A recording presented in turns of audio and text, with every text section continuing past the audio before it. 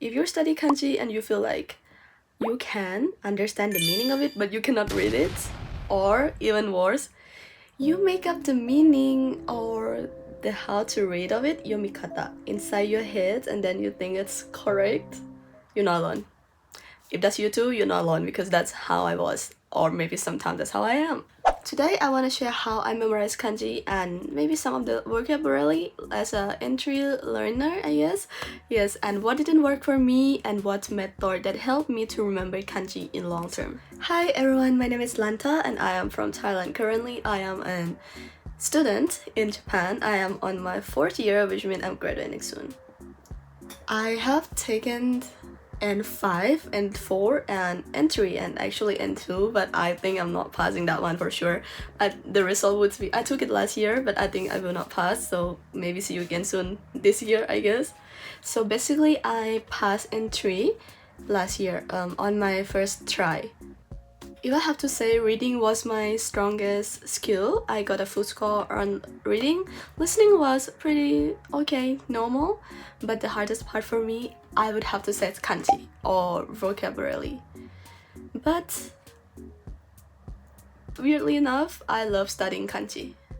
I made this video for my beginner friends or someone who's thinking of like wanting to start to study Japanese, because I still have a lot to learn as well, or I'm willing to hear from you guys too. If you guys or anyone have any advice. I study kanji in a very traditional way in my opinion, so I just keep writing it. I write it repeatedly, cramming, study it like a lot. I wrote it like more than one A4 paper and stuff. Another most annoying part in my opinion is that sometimes I know the meaning of this word but I don't know how to read it. Or sometimes I feel like, oh my god, I have seen this one before, but then I don't know how to read it. I can use Japanese keyboard, but if I have to write it.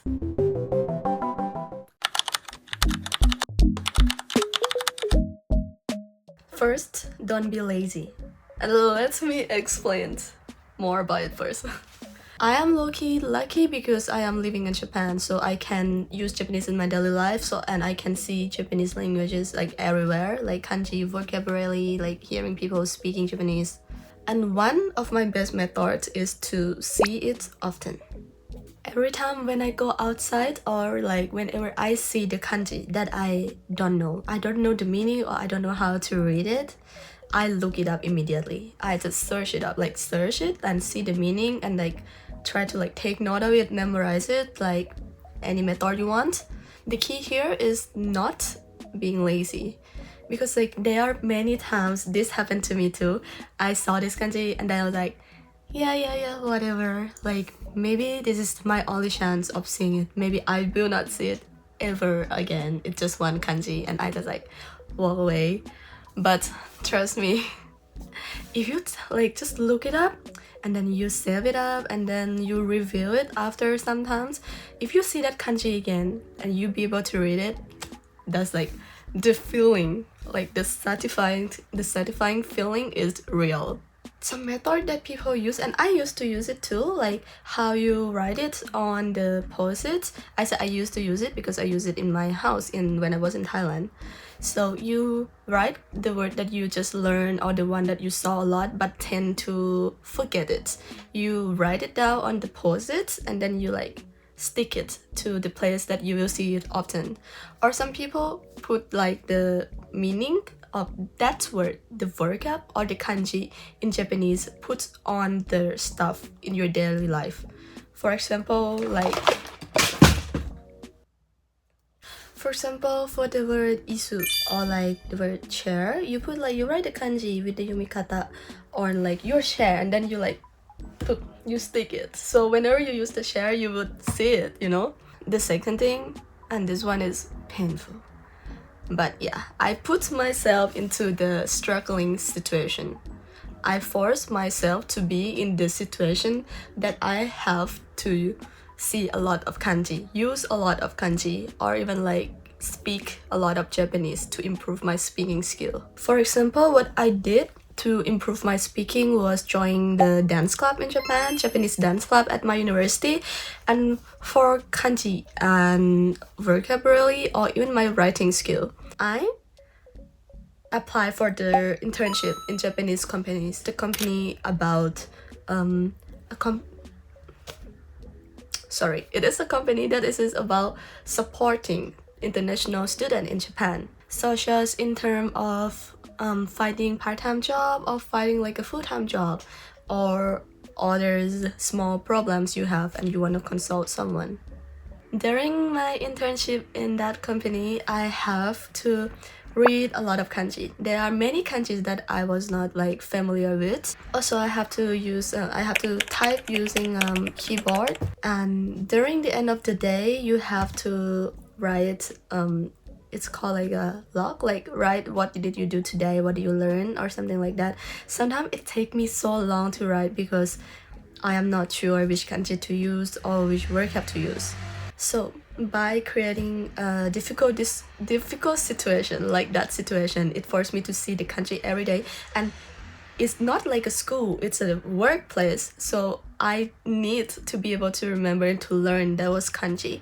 So what I did is like, again, I want to see it often. I made a flashcard and like I review it whenever I got chance, like at home or like on the train all the way to like work. I have to commute to work for like about like more than 1 hour. But I'm not gonna lie, at that time it was a bit tiring because you feel a lot of pressure and stuff. But when I passed that experience, I get through the experience, or when I have to present my evaluation, like at the end of the internship, you have to make a presentation like what you have learned from this internship and something like that.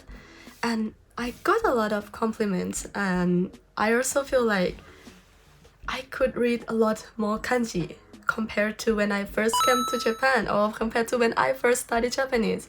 And that's crazy. I would say that it is very worth it for me. If you are someone who work well under pressure or who like to challenge yourself, I low-key recommend this method, or maybe high-key. Also, I mentioned that I joined the Japanese dance club, right? So I think you guys can see it maybe a bit more in my past vlogs. I'm not sure which one, but yeah. If you want to hear more about it, maybe I can talk about it sometime in my next video. The biggest game changer for me is space repetition system. So what is SRS? It is the method that helps you to remember things in long term by revealing them at the increasing time interval. Like right before you're about to forget them, you look at it again, type something like that. Rather than cramming before the exam day, learning step by step and learning in a logical ways actually work for me. It helped me to remember not only the kanji but also vocabulary in the long term with less stress. Instead of, oh my god, I know this only like for the exam, and then after that, you forgot it. That's why recently I tried MochiKanji learn Japanese. By the way, this part of the video is sponsored by MochiKanji.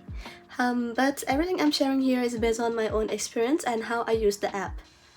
And to be honest, if I had this app when I was like around in 5 or in 4, it would save me much more time. First, I really like golden time. Instead of cramming, the app reminds you to study, to review it at the right time, when your brain is most likely to remember, based on SRS and your learning history. And for me, it works much better compared to like studying all at once and just like forget it after the exam. Mochi! Moreover, MochiKanji has many courses like JLPT and 5, 4, 3, 2, Genki, and Minano Nihongo, so it is very easy to choose what you want to learn. And each course is divided into small lessons, and in each lesson there are about 10 words, with flashcards, image, audio, and even example sentences. You can study anytime, anywhere. Let me talk about the dictionary function, because this is something I use a lot too. So whenever I see the word that I don't know, like let's say from the train, at the cafe, or even online, I look it up on this app. And what I like is that I can save it directly to my notebook. So when I want to review it later or when I want to check it later, I can just open the app, open my notebook. Next is the kanji section, which is probably my favorite. So the kanji are divided into a clear section. So instead of feeling overwhelmed, I can just focus only on one kanji per day or half a section per day if I want. It sounds small, but the feeling of finishing a section is actually what motivates me to keep going. You will get to learn the meaning of the kanji, its mnemonics, and also how to write, such as the stroke order. And it would be great too if you could try writing it on the iPad. Last but not least, my favorite, can we talk about how cute this app is? When you complete goals, you can plant trees. So it turns studying into a little challenge instead of something so stressful. I personally like challenges, so it fits with my personality and it keeps me consistent. Of course, I want to be very clear with you guys, this is not the one and only way to learn kanji or vocabulary.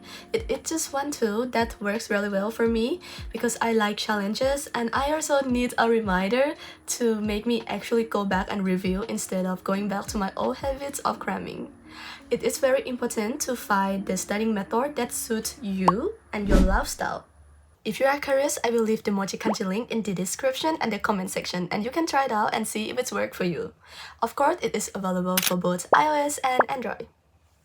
Next in this session is just for fun, basically nothing more. So I just wanna talk about the kanji that basically is easy kanji that we see a lot in Japan. First is this one, kinchi. Kinchi. It's mean prohibit.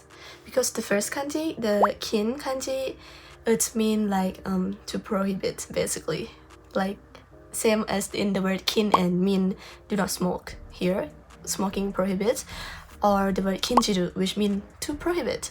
And the second one, chi, here is actually like the word tomaru or tomeru, which means to stop. Together it's like stop because it is prohibit, basically prohibit. So if you see it, maybe don't get in there, or maybe something is prohibit there. The second kanji is actually similar to the kinshi one, but this one is mean beware of something or like be careful. It's the word chui. Chui, sorry, I have a very bad pronunciation of the word like ch in general. So the first kanji shu here is actually mean like to poor or like poor attention. But the second one is like the i here, it's mean idea or mind. For example, we can see it's more in the word iken, which means opinion.